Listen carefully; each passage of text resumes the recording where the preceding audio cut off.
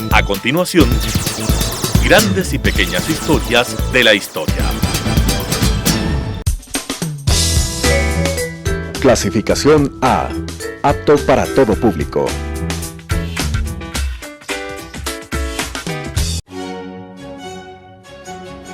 La historia está hecha de lo que unos quisieran olvidar y lo que otros no pueden olvidar. Es tarea del historiador averiguar el porqué de lo uno y de lo otro. Carlos Freile la asume en Telesucesos. Con ustedes, grandes y pequeñas historias de la historia. ¿Cómo están, estimados amigos de TV Sucesos y Radio Sucesos? Les saluda Carlos Freile en este su programa Grandes y Pequeñas Historias de la Historia. En esta oportunidad vamos a partir de un hecho concreto. Hace pocos días, nuestros respetadísimos periodistas en el Ecuador recordaban su día, el Día del Periodista Ecuatoriano, dado que allá por el 5 de enero de 1792 circuló el primer periódico en nuestro país.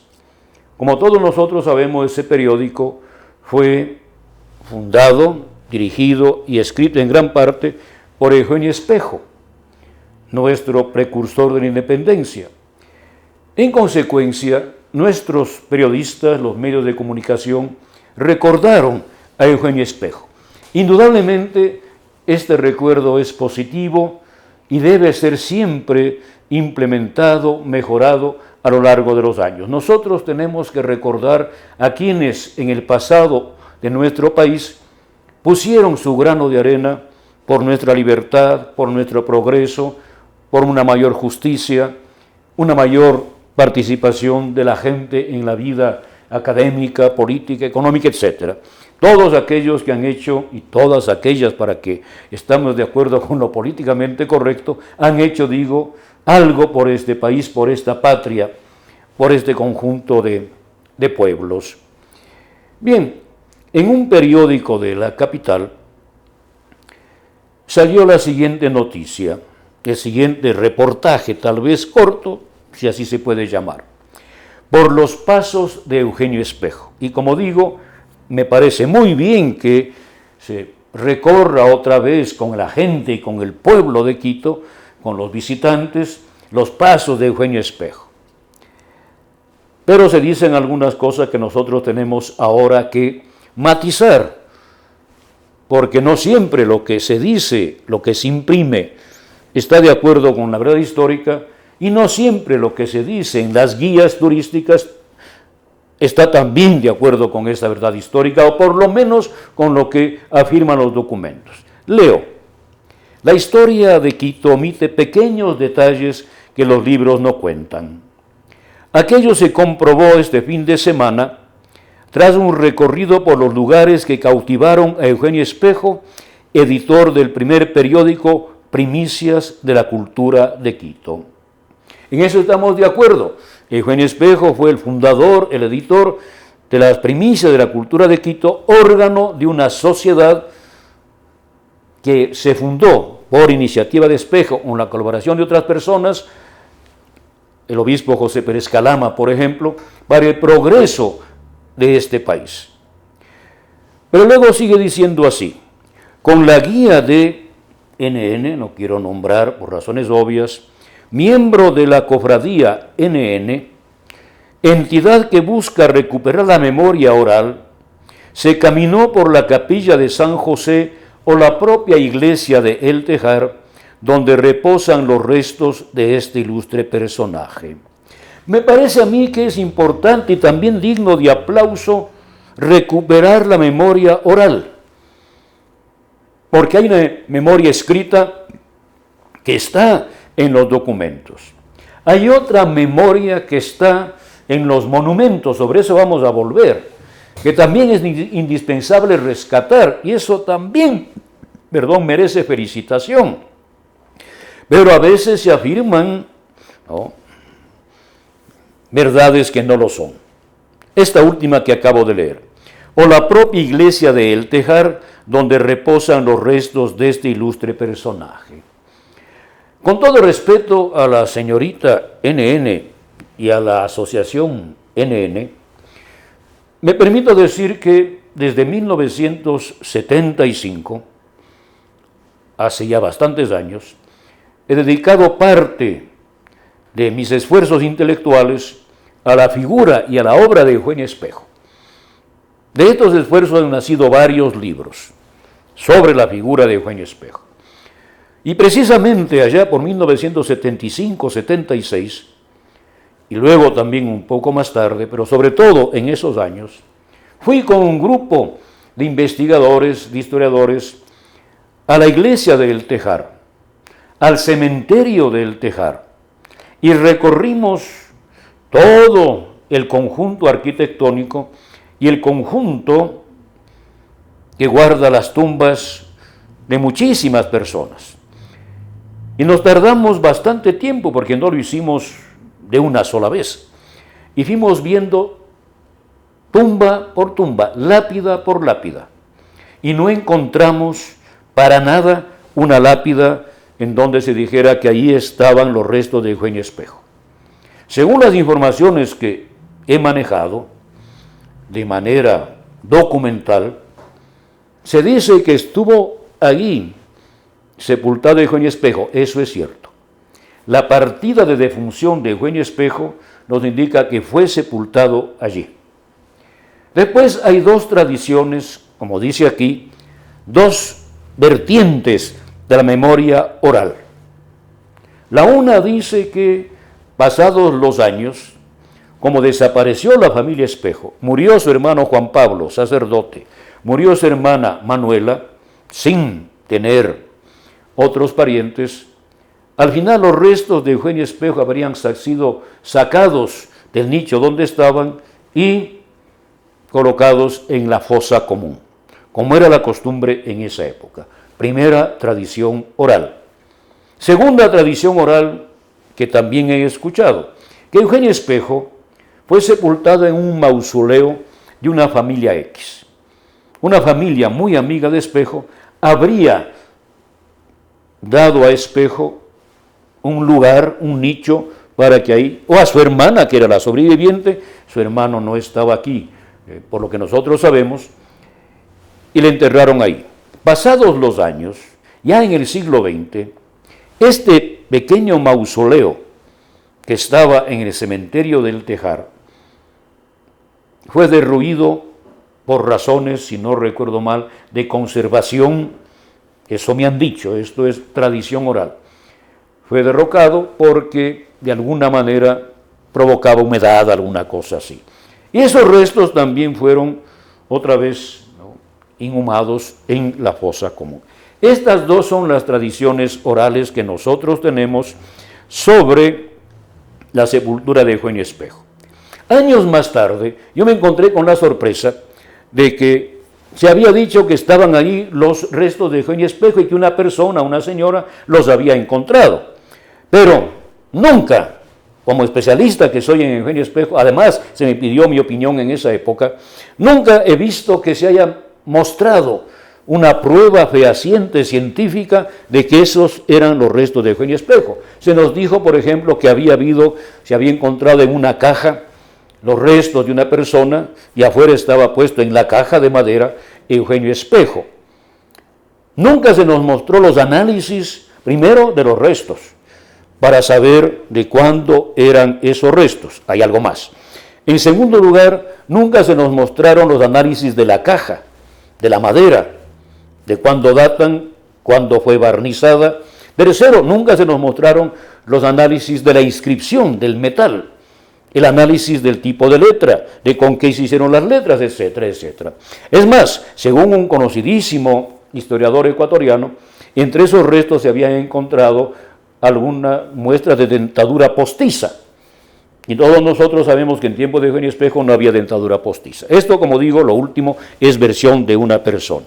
Por consiguiente, nosotros no podemos afirmar que en la iglesia del Tejar reposan los restos del ilustre personaje Eugenio Espejo. Yo no quiero criticar aquí a los reverendos padres mercedarios, a quienes tengo un inmenso respeto y consideración, Pero yo sí considero que por respeto a la verdad histórica y por respeto al mismo personaje, se deberían presentar los documentos, las pruebas de que esa es la tumba de Eugenio Espejo. Está ahora rodeada esa supuesta tumba de placas, etcétera. Habrá que ver si eso es cierto. Yo me permito dudar por esta razón, porque hace muchos años revisamos todo eso y no había el menor rastro. Bien, estimados amigos de TV Sucesos y Radio Sucesos, vamos a hacer ahora la primera pausa de este programa, Grandes y Pequeñas Historias de la Historia. No se olviden, están ustedes aquí en TV Sucesos y Radio Sucesos con Carlos Freile. En este momento tratando algunas, para mi criterio, irregularidades en aquello que se dice sobre Eugenio Espejo. Grandes y pequeñas historias de la historia.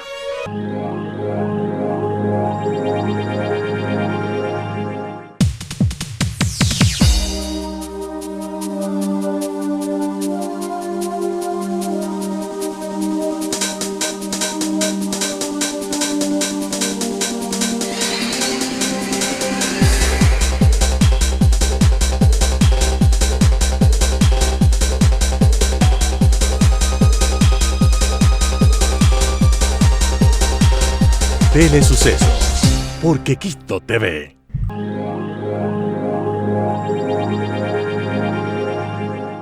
Grandes y pequeñas historias de la historia.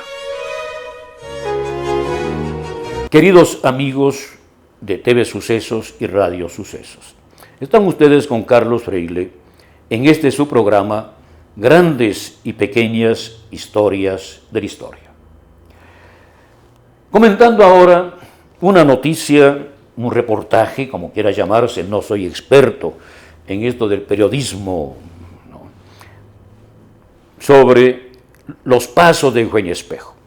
Decía yo que es digno de encomio, digno de aplauso, que nosotros recordemos a este gran prócer. De hecho, como les decía antes, yo he dedicado varios libros a Eugenio Espejo, varios. He estudiado su persona, su obra, su influencia, etcétera, tanto en los libros de él cuanto en archivos de nuestro país y de otros países. Y decía pues al final del fragmento anterior que para mí no es verdad que en la iglesia del Tejar reposen los restos de este ilustre personaje. Luego sigue diciendo el texto, publicado hace algunos días: simples explicaciones como que el Tejar tomó ese nombre porque allí se ornaban tejas. Esto es verdad, pero esto sí está en los libros. Nos decían al principio, omite pequeños detalles de la historia de Quito que los libros no cuentan. Esto sí se sabe. Se sabe que el Tejar era el lugar donde vivía uno de los fundadores de Quito, antepasado de muchos quiteños y también riobambeños, en fin, don Juan de la Rea. Don Juan de la Rea fue el primero que instauró, según lo que nosotros tenemos en los libros, una fábrica de tejas en el lugar que ahora se llama, que desde entonces se llama El Tejar. No voy a hablar de otro asunto que está ahí porque no toca a la verdad histórica, sino solamente a la memoria oral. Luego dice el texto, detalles: en la Merced hay un tallado con un corazón en el centro y a la izquierda un compás y una escuadra fusionados. Compás y escuadra fusionados, ¿verdad? Y en el centro un corazón. No nos dice que hay a la derecha, porque si el corazón está en el centro y en la izquierda hay un compás y una escuadra, a la derecha tendrá que ver algo, pero en este reportaje no nos dice. Y continúa el texto: el significado, la presencia masónica en Quito y la relación de Eugenio Espejo con la misma. Aquí también me permito disentir de la manera más radical, por varias razones. Comencemos por la presencia masónica en Quito y luego hablaremos de la relación de Eugenio Espejo con la masonería. Presencia masónica porque hay un corazón y a la izquierda un compás y una escuadra fusionados.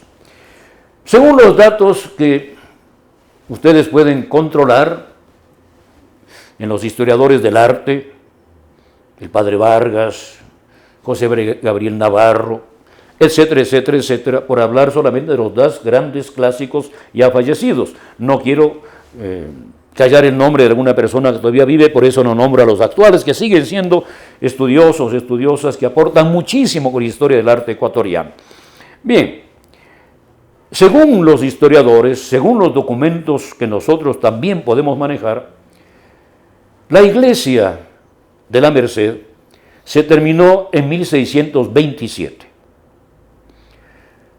El convento en 1648. Luego hubo unas refacciones, unos complementos, se siguió completando, porque, por ejemplo, según lo que tengo entendido, faltaba una de las cúpulas, y esa cúpula se terminó en 1736, con los azulejos, etc. Entonces nosotros tenemos que para 1627 la iglesia ya estaba finalizada en la parte gruesa, las naves, etc., aunque faltase una pequeña cúpula. En esa época, los alarifes, que era lo que ahora nosotros llamaríamos los arquitectos, y que en la época medieval se llamaban albañiles de tracería, solían colocar en los muros de las iglesias, de los conventos, etc., que ellos habían dirigido en su construcción, los dos símbolos que representaban al gremio de los albañiles, la escuadra y el compás. Muchas veces también se añadía, se me fue el nombre, el peso, ¿no? la plomada para indicar que esto era obra del gremio de los albañiles. En nuestro país, aquí en Quito, había un floreciente gremio de albañiles. Entonces, nosotros podemos ver que en diferentes construcciones, 1627, se ponía, ¿verdad?, el compás y la escuadra, a veces la plomada, etc. Si nosotros vamos a la historia de la masonería, sabemos que la masonería se fundó en 1717 en Inglaterra. Mal puede ser, por consiguiente, un compás, una escuadra, puestos allá por 1627 en la iglesia de la Merced, y según otra noticia que está aquí, que en otras iglesias pasa lo mismo, mal puede ser entonces esta escuadra, este compás, un símbolo de la masonería, cuando la masonería se funda 90 años después de la construcción de la iglesia de la Merced. Aquí hay un problema grave de cronología. Habrá también otros problemas graves de cronología en otros aspectos, ¿no? Pero digamos eso. Si para 1627 ya estaba finalizada la iglesia de la Merced, aunque después tendrá arreglos, etcétera, en la cúpula, en fin, y eso nos dicen los historiadores del arte. El convento que también después tuvo ampliaciones, refacciones, finalizó de construirse, perdón la expresión mal hecha, en 1648. De tal manera que nosotros no podemos ahora tener ninguna duda al respecto. En segundo lugar, habrá que ver cuándo llega la masonería a nuestro país. Y sobre eso también quiero hablar, porque lo siguiente que dice es, ya dije, el significado, la presencia masónica en Quito, porque hay en una iglesia finalizada en 1627 un compás y una escuadra que se presume son signos masónicos. Claro que lo son, pero más tarde. No se olviden que la palabra masón significa albañil en francés. Por consiguiente, no es raro que ellos tomaran esto después de una serie de lucubraciones para mi criterio sobre los albañiles medievales. Pero luego dice, y la relación de Eugenio Espejo con la misma, con la masonería. Aquí también hay problemas graves. Voy a leer algo sobre esto. Se suele afirmar que Eugenio Espejo se puso en contacto con la masonería cuando fue, junto con su hermano Juan Pablo y el marqués de Selvalegre, su buen amigo don Juan Pío Montúfar y Larrea, a Bogotá, allá por 1790. Dice un autor, de Antonio Nariño, con quien se puso en contacto Espejo, y eso es verdad, Eso es totalmente verdad. Bueno, dice un autor que Antonio Nariño, cito textualmente, fundó hacia 1780 con el médico francés Louis de Rieux el Monsieur de los Ríos de Pedro Pérez Muñoz. Pedro Pérez Muñoz, entre paréntesis, fue un realista contumaz que en 1809, cuando el 10 de agosto acusó a los patriotas de ser todos masones. Y por eso menciona a este Monsieur de los Ríos, para atacar a los patriotas, Montúfar y los demás como presuntos masones. Bien, entonces dice un autor que Nariño fundó hacia 1780 con este médico francés, Louis de Rieux, una logia. A esa logia habrían ingresado estos tres quiteños que acabo de mencionar: Eugenio, Juan Pablo Espejo y don Juan Pío Montúfar.